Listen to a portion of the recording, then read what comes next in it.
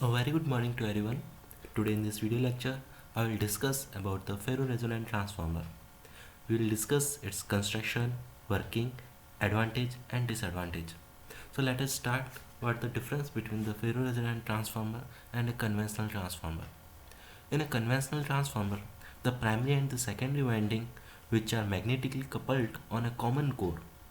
When a voltage is applied across a primary winding, a magnetizing current established the primary flux in the core.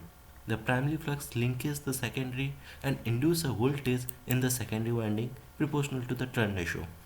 When a load is connected across the secondary winding, the secondary current produces a secondary flux which tend to cancel the primary flux. The primary current increases to maintain the original flux level.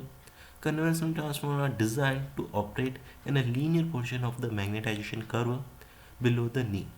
There is no method for the regulation of the output against changing input voltage in a conventional transformer.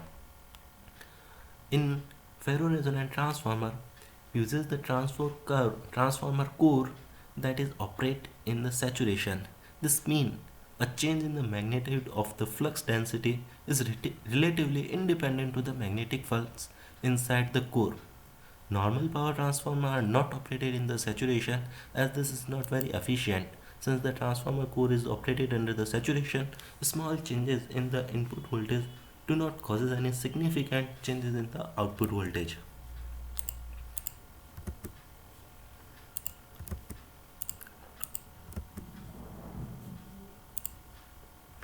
A basic ferroresonant transformer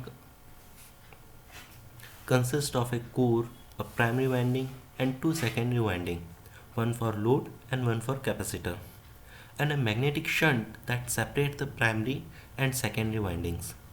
When a voltage is applied to the primary winding, the secondary voltage increases as the primary voltage increases. As the primary voltage increases, the secondary voltage continue to increase up to a point of discontinuity or a secondary resonance, where an abrupt change about 20% in the secondary voltage occur.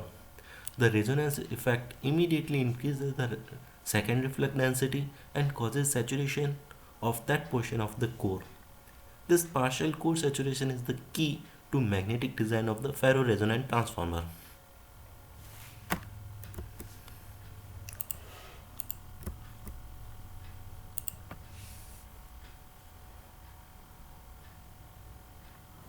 The voltage induced in the capacitor winding by the primary flux causes a capacitive current to flow. The flux due to this current is in phase with the primary flux. This flux addition occur in the secondary portion of the core.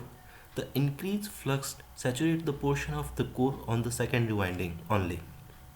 The primary portion of the core is operated below the saturation or the knee in the magnetization curve. The magnetic shunt provides the path for the imbalanced flux of the primary and secondary by allowing a portion of the primary flux to return to the primary winding without coupling to the secondary. At the same time, it allows the secondary flux to return to the secondary winding without coupling the primary. A change in the input voltage causes the magnetization current to change and produce a proportional flux changes. Because of the capacitor and the magnetic shunt, the secondary magnetic circuit is operated above the knee in the flat portion of the magnetization curve, and the output flux changes is reduced. This allows the output voltage to be very insensitive to change in the input. An attenuation of the 10 to 1 is normally achieved by approximately 1% for the 10% change in input. The load regulation will be higher because the inherent internal regulation of the transformer.